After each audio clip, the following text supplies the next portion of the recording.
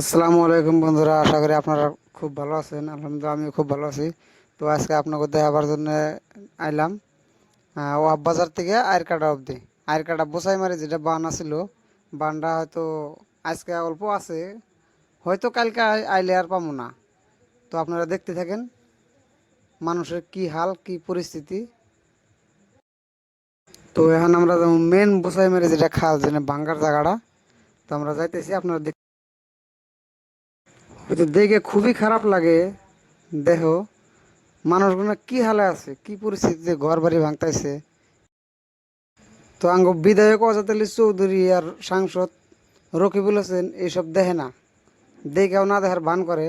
তো আপনারা বেশি বেশি করে শেয়ার করে জনগণকে দেখাই দেন যে কি হালে আছে আইরকাটা বোসাইমারি মানুষগুলা।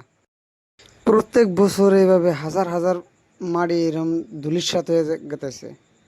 মানুষ, আপন মানুষ পর হয়ে গেতেছে। কত কত জায়গায় গেতেছে গা, মানুষ আর খুঁজে পাওয়া গেতেছে না।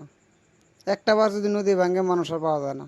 কোন জায়গায় যায় দেশের, হয়তো মায়া করে থাকতে থাকতে আর কুলায় না জায়গা। এই দেখেন হাজার হাজার মানুষ দেখতেছে।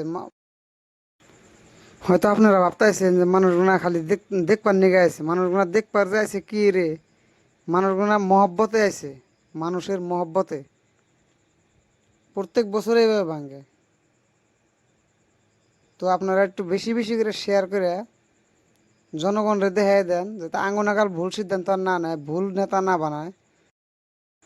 তো আঙ্গুরে যেটা যাতায়াতের যেটা সুবিধা ছিল, মনে হয় না কোনো দিন আর পামো বলে এই সুবিধাটা। আমরা ইচ্ছা করলে শালকাটা থেকে গুয়াহাটি গাড়িতে যেটা ডাইরেক্ট গাড়িতে যাবার পারতাম, কিন্তু আর এখন আর পারব না।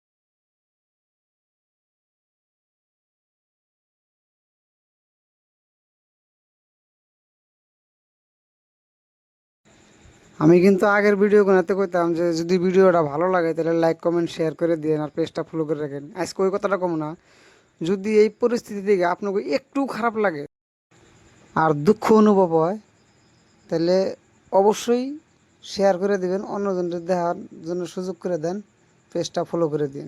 ধন্যবাদ।